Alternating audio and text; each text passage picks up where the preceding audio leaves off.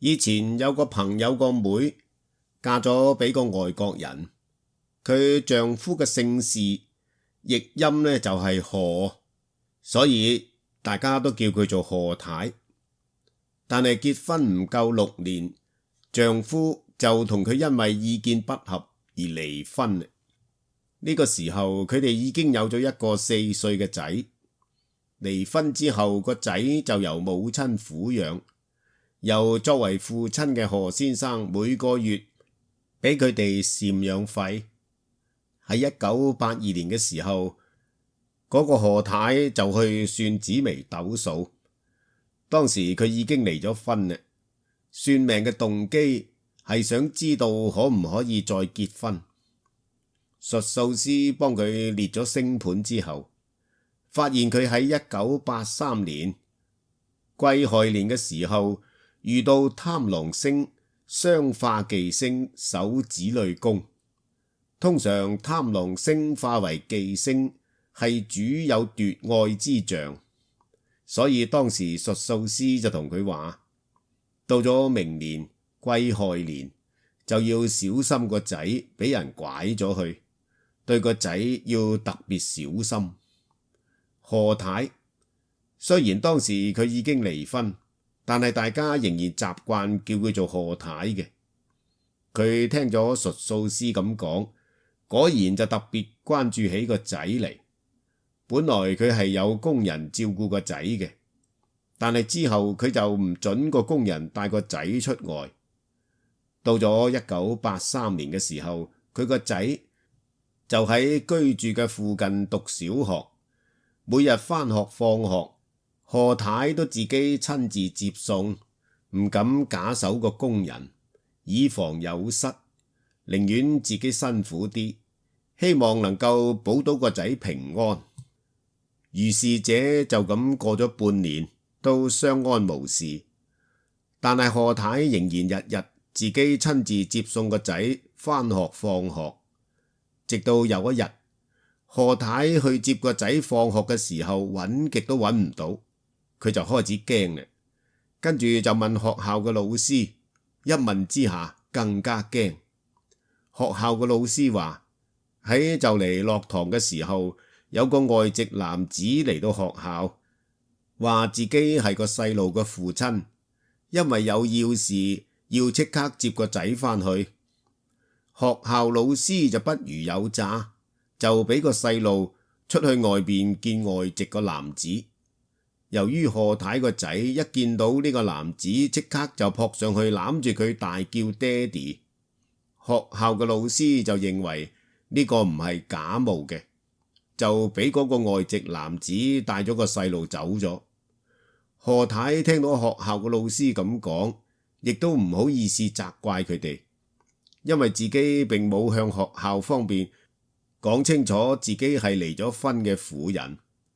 賀太心知肚明，係個丈夫特登要帶走個仔，跟住就周圍去揾啦。但係無論如何點樣揾都揾唔到。到咗後來，賀太就聽人話，佢離咗婚嘅丈夫已經將個仔帶咗返去美國。結果賀太就不辭勞苦追蹤去到美國，更加四圍託親戚朋友協助查訪。經過半年嘅時間，仍然石沉大海，一啲消息都冇。去到舊年，即係甲子年初，賀太無可奈何就返香港，但係對個細路仍然念念不忘。但係天涯海角都揾勻啦，就係冇個仔嘅蹤影。呢個時候，朋友就只能夠安慰佢，話命中注定係咁。年前算命已經算到會有咁嘅情況，何況佢都特別關注嘅啦，仍然係冇辦法避開個仔失蹤呢個命運，仲有咩好講呢？只係賀太諗唔到會俾個離婚嘅丈夫帶走咗啫。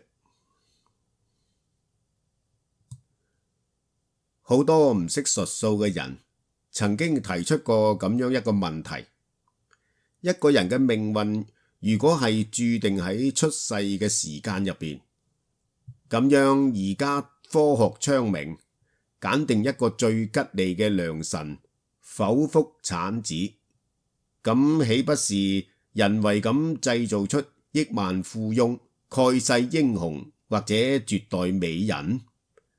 呢個係唔識得術數或者對術數淨係知啲皮毛嘅人所講嘅說話。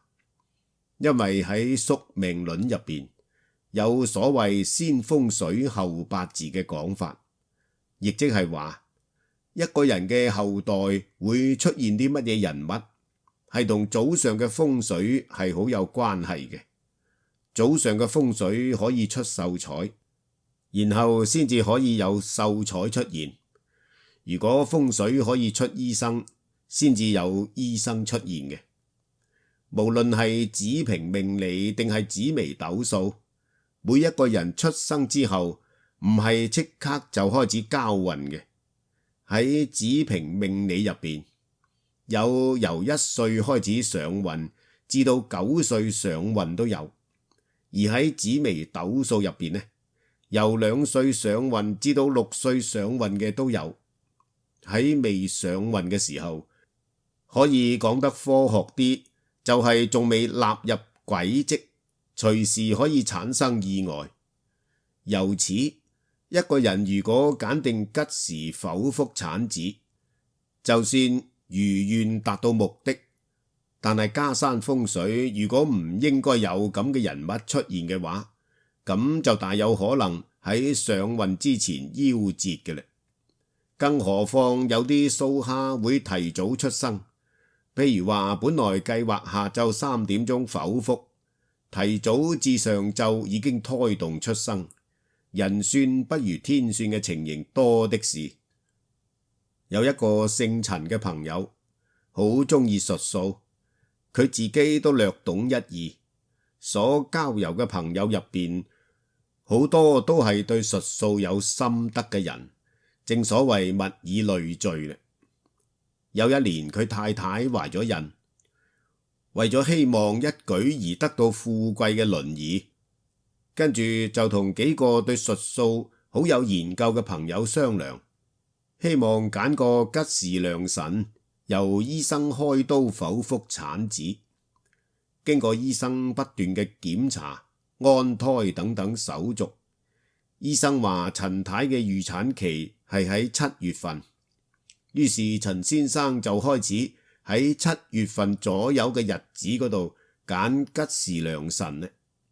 佢自己揀咗之後，仲驚住有錯，再同幾個術數高手研究，確定咗嗰日係最好嘅日子。如果個細路喺嗰日吉時出世嘅話，一定係富貴雙全嘅。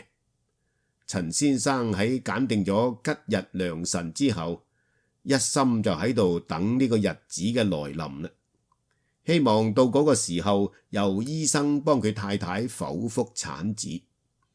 點知到咗6月嘅時候，有一次佢太太接受檢查，根據醫生話個胎兒移咗位，可能要提早開刀生產。陳先生呢個時候就唯有力勸個醫生諗下辦法，可唔可以拖延產期同埋安胎。但係經過幾日，仲未到7月，佢太太果然就肚痛到要命，去睇醫生。醫生就話要即刻做手術，如果唔係個嬰兒會胎死腹中。結果人算不如天算，終於冇辦法喺揀定嘅吉日良辰出世。呢個亦都係祖上嘅風水未有呢啲富貴雙全嘅後代所引致嘅。以前又有個姓陳嘅朋友，揾術數師幫佢個仔算下紫微斗數，睇下佢個仔喺英國升大學之事可唔可以順利。星盤列咗出嚟之後，發現有忌星守事業宮。本來事業宮古稱係官殺宮，係睇一個人嘅官運同埋事業嘅運氣嘅。而家亦都可以用嚟睇一個人嘅讀書嘅情況係點。一個人喺未有自己嘅事業之前，學業就等於係佢嘅事業啦。當時術數師就對陳先生話：佢個仔今年升大學會有阻滯，睇嚟要等到明年先至可以成功，因為明年先遇到天盤文曲星化科。陳先生聽到術數師講之後就話：唔會睇錯係咪啊？我個仔喺英國已經有大學應承收佢啦。如果要等到明年呢，我只係想問一下，佢入咗大學之後可唔可以順利啫？術數師就話：照星盤顯示，佢今年唔容易入到大學，一定有阻滯，即管拭目以待呢。結果唔夠1個月嘅時間，陳先生個仔喺英國寫信翻嚟話，因為某種原因，應承收佢嘅大學，暫時未有學位收佢。陳先生見到應驗啦，跟住就再問佢明年個仔可唔可以一定入到大學。術數師就話明年一定有機會。到咗第2年，陳先生就打電話俾術數師，話佢個仔今年秋天可以註冊入學啦。又有一個姓謝嘅朋友，由紫微斗數嘅星盤嚟睇呢，佢嘅子女宮係天機星化為忌星，而且有兩煞會照。一般情況下，呢種星盤係好難有仔嘅，但係有女呢就一啲都唔奇。記得喺1978年戊午年嘅時候，佢太太有咗喜，佢就話俾術數師聽，希望術數師再研究一下佢嘅星盤，睇下呢一胎係仔定係女，因為佢已經有一個7歲嘅女係前妻生嘅，所以好希望呢一胎係個男仔。通常由星盤嘅顯示，如果大限同埋流年子女宮係太陽，咁一定係生男嘅；如果係太陰呢，就一定係生女。呢位謝先生嘅大限子女宮既見唔到太陽，亦都見唔到太陰，所以只能夠由流年去睇咧。但係喺戊午年嘅流年呢，如果戊午年佢嘅太太生育，就一定係女嚟嘅。但係如果到甲子年，就可以睇到太陽有機會係男嘅，不過亦都只係有機會啫。所以佢嘅天盤已經注定咗子息稀少嘅。術數師就將上述嘅情形話俾陳先生聽，佢就話無論如何都希望佢太太能夠拖到79年己未年初先生產，寄望可以一索得男。後來佢送太太去醫院檢查，醫院話佢太太預產期喺79年嘅2月，咁就令佢開心到不得了。照情況睇嚟，好有可能係個男仔。佢滿懷高興咁打電話將件事話咗俾術數師聽。謝先生就好相信紫微斗數，既然話佢太太如果喺79年己未年生育，就有可能係男呢。而家醫院話預產期喺79年2月，啱啱好就踏入咗農曆己未年嘅，佢係梗係開心啦。到咗接近農曆年嘅時候，佢太太仲未有臨盆嘅徵象，更加令佢滿懷希望，認為係祖宗有靈，繼承香燈有人啦。但係估唔到喺尾牙過後，有一日佢太太捧住個大肚去朋友屋企嗰度打麻雀，去到夜晚11點左右，忽然間個肚痛，睇嚟有臨盆嘅跡象啦。幾個朋友手忙腳亂，即刻就送佢去醫院。去到第二日朝早，謝太果然就分娩啦，生出嚟嘅係個女仔。預產期早咗1個月有多。謝先生雖然感到有啲失望，但係命中注定係咁，亦都無話可說。呢個係人算不如天算嘅例子，而且戊午年天喜星行入佢嘅田宅宮。天喜星係主生育嘅，咁佢嘅太太喺戊午年，即係7、8年生育，係一個好合理嘅事。所以雖然醫院話預產期喺己未年，即係79年年初，但係結果產期提早1個月有多，令到個嬰兒提早來臨，結果同斗數係吻合嘅，生咗個女咧。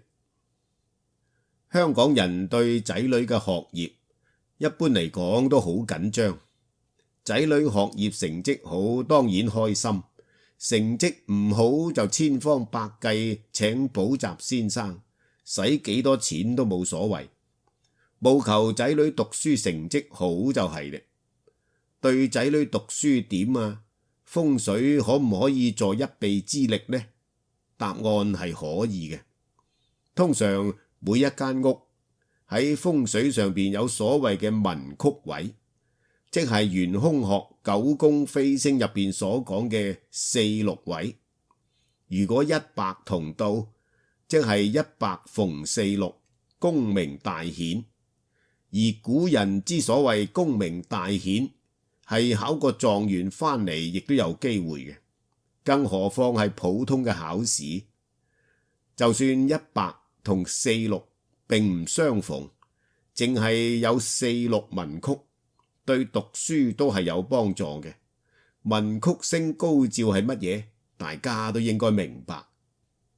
嗱，話說有一個姓何嘅朋友，佢同個術數師話，佢仔女讀書嘅成績好差，而且亦都無心向學，問下術數師有咩辦法。術數師就先幫佢個仔算咗一下星盤，發現係文曲星化為忌星，守官祿宮。喺呢種情形下邊呢，讀書唔成嘅現象係好明顯嘅。當下術數師就同佢話，星象顯示就唔係好妙咧，試睇下風水點呢。後來去到佢屋企睇，發現佢個仔嘅睡房同書台嘅位置喺風水學入邊係2黑嘅位置，自然係無心向學啦。所謂1命2運3風水，命運既然睇得出有讀書唔成咁嘅跡象，咁仲有咩辦法呢？結果術數師就同何生話，試下幫你設計，將你個仔嘅書台安放喺4、6文曲嘅位置，以觀後效呢。當時術數師同佢話，位置搬過之後，你個仔讀書會聰明好多，自律性會比較強，但係唔保證佢喺香港嘅學業一定係有成就。但係如果佢喺本港讀書唔成，去外國讀書嘅話，以紫微斗數嚟講，去到外國等於係去咗遷移宮，星象係會改變嘅，變成咗文曲星高照，到時就不可同日而語嘅啦。事隔咗冇幾耐，老何有一日打電話俾術數師話，自從改咗風水，將佢個仔嘅書台搬過之後，果然佢個仔讀書就勤力好多，亦都比較有心機向學，成績雖然仍然係講唔上好好，但係比以前進步好多啦。到咗考試嘅時候，由於積弱嘅關係，佢個仔結果仍然係肥佬，老何就冇辦法，唯有將個仔送去外國嗰度讀書。講起嚟亦都奇怪，佢個仔自從去到外國之後，改變咗環境，竟然成個人都變咗，變到好勤力向學。老何跟住就好開心啦。到咗後來，老何就走去揾術數師話，紫微斗數同埋風水嘅玄妙之處，冇辦法唔信啦。個仔嘅學業成績真係越嚟越好，喺本港讀書唔成，但係去到外國就有成就，講得一啲都冇錯。